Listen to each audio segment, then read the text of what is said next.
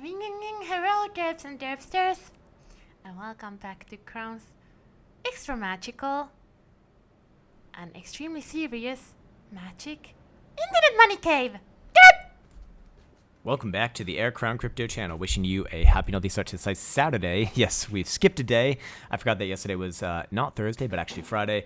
And we've teleported into the weekend now. So I wanted to follow up on some higher term timeframes idea for Bitcoin specifically here.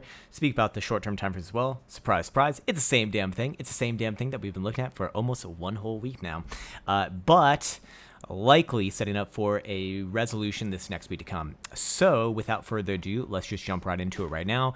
It started off with actually one of the higher term time frame ideas that we've been looking at for quite some time now. One of the ones that was actually activated in early November. And that was the 2-day time frame signal that we're looking at, a volatility versus stochastic momentum signature right here. Volatility represented by this moving component that my cursor is currently on. Basically, anytime that we see it get down and contracted into extreme lows, the expansion phase from those extreme lows has led to an average move about 39.5% over the course of about 3.5 weeks. And we do observe that there is a first standard deviation where we expect the results kind of fall between, which would give a range and areas of interest between 32% all the way up to 47%. So the interesting thing about this is one, we've already seen the signal confirmed, so the stochastic component of this has once again hit, so it is 9 out of 11 or 83% of the time going in the right direction alongside volatility expansion. And then two, we've also hit the bottom side of the first standard deviation at just below 15,000 bucks. So what are the other few things to be aware of right here as we chug our way along into the heart of November? Well, seeing as we do expect the average days to take for the signal to play out is about 24, 25 days. That would be about just over 3.5 weeks. What we've already seen, we're actually working our way into day number 18 of this signature. That will be, I believe, Monday. So we are starting to, really get into the final part of this one. Basically, one more week on average is kind of where we'd be looking for this one to kind of hit the totality of its move, or at least the strong majority of its move. And we've already hit, again, the bottom side of the first standard deviation. So that brings up the question of, if we are going to see continuation, when is that most likely to happen, and where would that most likely be happening to? Well, when would be, the next 7 days, because that gives us that range between the 18th and the 25th. So we've seen 18 days now almost transpire. Again, that'll be on Monday, and then a week from then, so next Monday, or not this coming Monday, but the one after that, will be 25 days. So that is, again, when we kind of expect on average the signal to essentially play out. And then the average move, well, if we are going to see continuation, seeing as we've already hit the the bottom side of the first standard deviation, well, we could mesh this one out and go for the 35% move right here. And that would put Bitcoin, somewhere around low $13,000 territory. Let's say a range between about 13,000 even to 13,500 or so. Again, this is on a closing basis, not on a wick basis, but I do think that would be relevant, again, if we get continuation. And we'll talk about continuation conditions soon enough here. So again, that's what we essentially would be expecting if this signal has more on it. And we'd be expecting that within, again, the next week or so, basically between this coming Monday and the Monday after that. Obviously, CME is not trading over the weekend, so, expect that we're probably in for some more sideways action, which we can get into right now. But before we get into that, I should also denote that seeing as CME's already closed the weekly, we do have 5-day hidden bearish divergence confirmed, 1, 2, 3 drives, by the way, and also weekly as well. This was actually confirmed as early as last week, but these signals are still active is what I'm trying to say here. Again, as long as Bitcoin is below these major pivots. So what are the major pivots, and where essentially would I say that, hey, all downside signals are now not viable, and it is time to be looking for a nice recovery into 20,000 bucks and probably beyond. That would require one of two scenarios for myself. One, a daily closure above 18,500, or two, a weekly closure above 18,000 even. If one of those two scenarios happens, hey, we can call this a nice little bear trap right here. All downside signals are essentially done after that, and I would be looking for Bitcoin to play out some sideways and up, probably north of 20,000 bucks.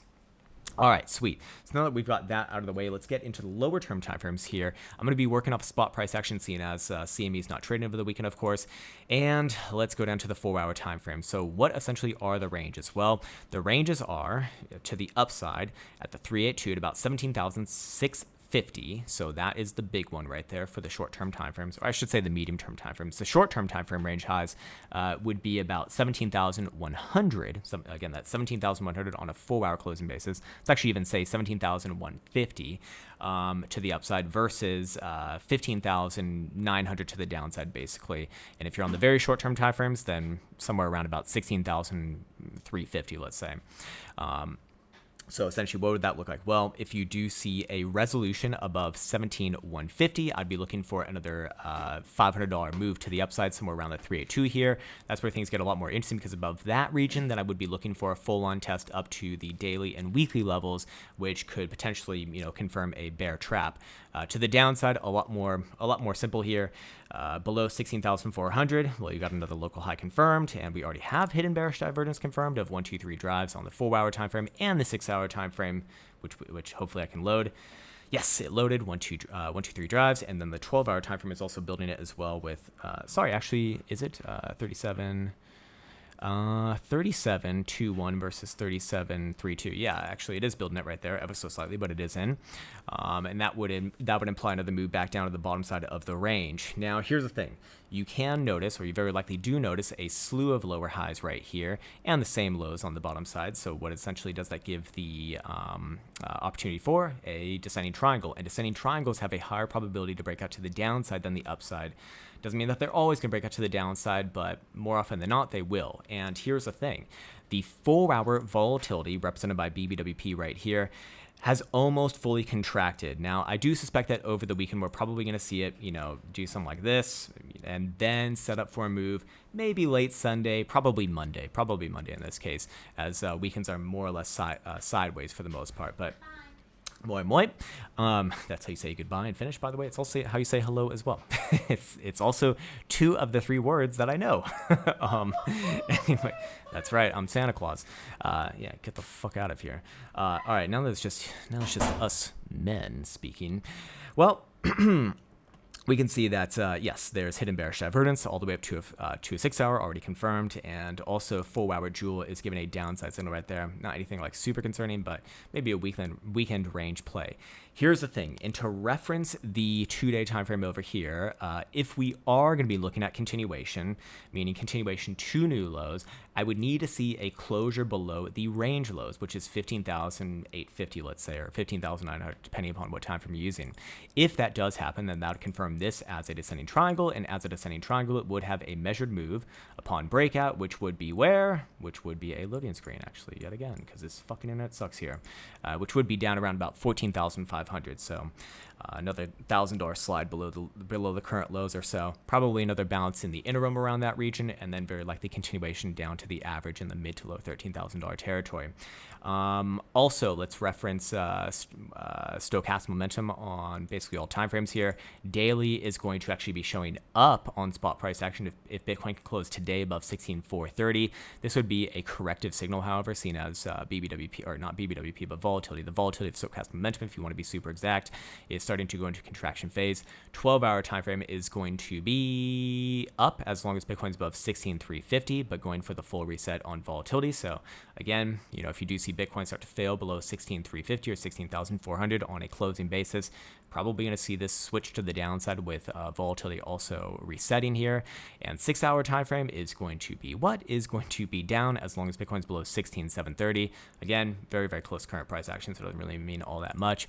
4-hour time frame is also going to be down as long as Bitcoin's below, guess where? 16,700. And the hourly is also going to be, it's up as long as Bitcoin's above 16,600. So a lot of very similar numbers right here. What does that tell me? It tells me probably a bit more sideways throughout the weekend. We probably do something like this. Actually more like, maybe Bitcoin gets one more move up to 17,100 or 17,150 or so. But as long as Bitcoin's closing below 17,150, I don't really look at this as a resolution to the upside just yet, and probably more likely to trade sideways and down here and set up for a resolution coming into early next week. Again, keeping in mind that the statistics over here are still in favor of downside continuation, again, upon validation below the range lows. I think that's a good place to be leaving off on this particular video. Nice and short and sweet. Tomorrow we'll be moving around. I'll probably record a video in the morning, but later on in the day I will be, unavailable, I suspect. What else? Yeah, we're also gonna be having a sale for Black Friday coming up, or allegedly, surprise, surprise. We'll be having a sale then, and yeah, I'll just say, hey, hold off on potentially purchasing anything from the app because it's gonna be, well, a little bit less. Save yourself a few bucks there. All right, cool. That's it for today. Much love. Take care, and see you hopefully soon.